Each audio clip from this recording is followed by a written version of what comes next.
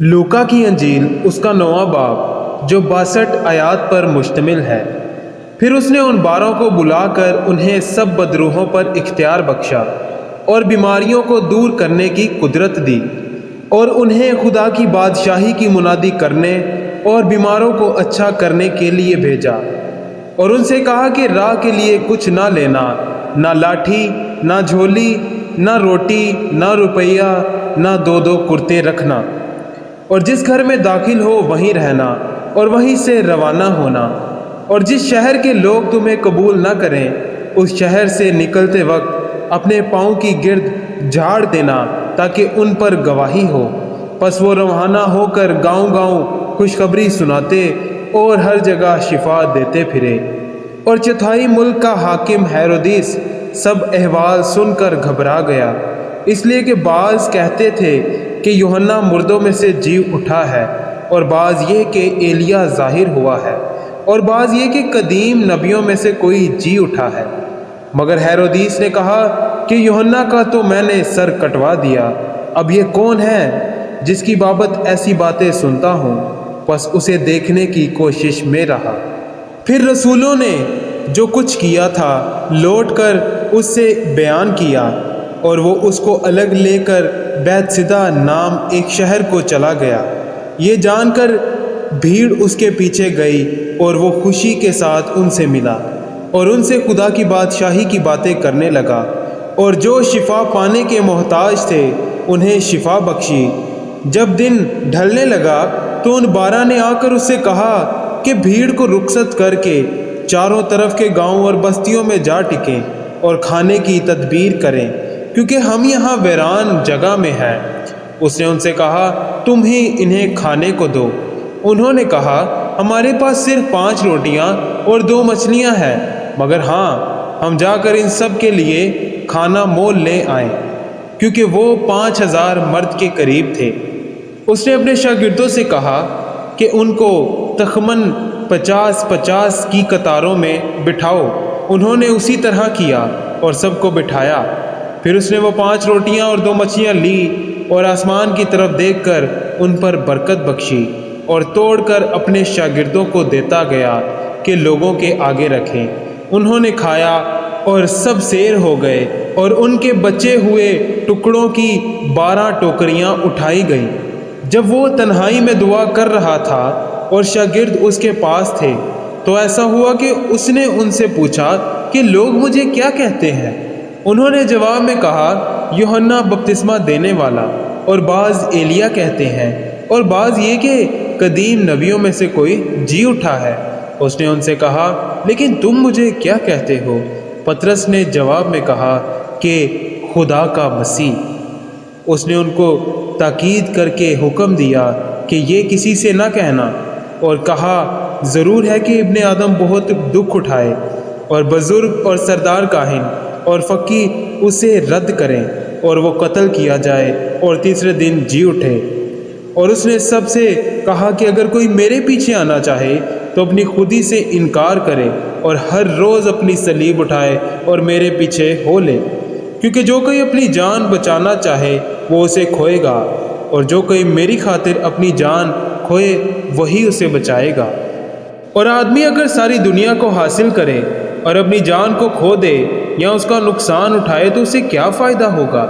کیونکہ جو کوئی مجھ سے اور میری باتوں سے شرمائے گا، ابن آدم بھی جب اپنے اور اپنے باپ کے اور پاک فرشتوں کے جلال میں آئے گا تو اس سے شرمائے گا۔ لیکن میں تم سے سچ کہتا ہوں کہ ان میں سے جو یہاں کھڑے ہیں بعض ایسے ہیں کہ جب تک خدا کی بادشاہی کو دیکھ نہ لیں موت کا مزہ ہرگز نہ چکھیں گے۔ پھر ان باتوں کے کوئی 8 روز بعد ایسا ہوا کہ وہ پطرس اور یوحنا اور یعقوب کو ہمراہ لے کر پہاڑ پر دعا کرنے گیا۔ جب وہ دعا کر رہا تھا تو ایسا ہوا کہ اس کے چہرہ کی صورت بدل گئی اور اس کی پوشاک سفید براق ہو گئی، اور دیکھو 2 شخص یعنی موسیٰ اور ایلیا اس سے باتیں کر رہے تھے۔ یہ جلال میں دکھائی دیے اور اس کے انتقال کا ذکر کرتے تھے جو یروشلم میں واقع ہونے کو تھا، مگر پطرس اور اس کے ساتھی نیند میں پڑے تھے، اور جب اچھی طرح بیدار ہوئے تو اس کے جلال کو اور ان دو شخصوں کو دیکھا جو اس کے ساتھ کھڑے تھے۔ جب وہ اس سے جدا ہونے لگے تو ایسا ہوا کہ پطرس نے یسوع سے کہا، اے استاد، ہمارا یہاں رہنا اچھا ہے، پس ہم 3 ڈیرے بنائیں، ایک تیرے لیے، ایک موسیٰ کے لیے، ایک ایلیاہ کے لیے۔ لیکن وہ جانتا نہ تھا کہ کیا کہتا ہے۔ وہ یہ کہتا ہی تھا کہ بادل نے آ کر ان پر سایہ کر لیا، اور جب وہ بادل میں گھرنے لگے تو ڈر گئے، اور بادل میں سے ایک آواز آئی کہ یہ میرا برگزیدہ بیٹا ہے، اس کی سنو۔ یہ آواز آتے ہی یسوع اکیلا دکھائی دیا اور وہ چپ رہے، اور جو باتیں دیکھی تھی ان دنوں میں کسی کو ان کی کچھ خبر نہ دی۔ دوسرے دن جب وہ پہاڑ سے اترے تھے تو ایسا ہوا کہ ایک بڑی بھیڑ اس سے آ ملی، اور دیکھو ایک آدمی نے بھیڑ میں سے چلا کر کہا، اے استاد، میں تیری منت کرتا ہوں کہ میرے بیٹے پر نظر کر، کیونکہ وہ میرا اکلوتا ہے، اور دیکھو ایک بدروح سے پکڑ لیتی ہے، اور وہ یکا یک چیخ اٹھتا ہے، اور اس کو ایسا مڑوڑتی ہے کہ کف بھر لاتا ہے، اور اس کو کچل کر مشکل سے چھوڑتی ہے۔ اور میں نے تیرے شاگردوں کی منت کی کہ اسے نکال دے، لیکن وہ نہ نکال سکے۔ یسوع نے جواب میں کہا، اے بے اعتقاد اور کجرو قوم، میں کب تک تمہارے ساتھ رہوں گا اور تمہاری برداشت کروں گا؟ اپنے بیٹے کو یہاں لے آ۔ وہ آتا ہی تھا کہ بدروح نے اسے پٹک کر مڑوڑا، اور یسوع نے اس ناپاک روح کو جھڑکا اور لڑکے کو اچھا کر کے اس کے باپ کو دے دیا، اور سب لوگ خدا کی شان کو دیکھ کر حیران ہوئے۔ لیکن جس وقت سب لوگ ان سب کاموں پر جو وہ کرتا تھا تعجب کر رہے تھے، اس نے اپنے شاگردوں سے کہا، تمہارے کانوں میں یہ باتیں پڑی رہیں، کیونکہ ابن آدم آدمیوں کے ہاتھ میں حوالہ کیے جانے کو ہے۔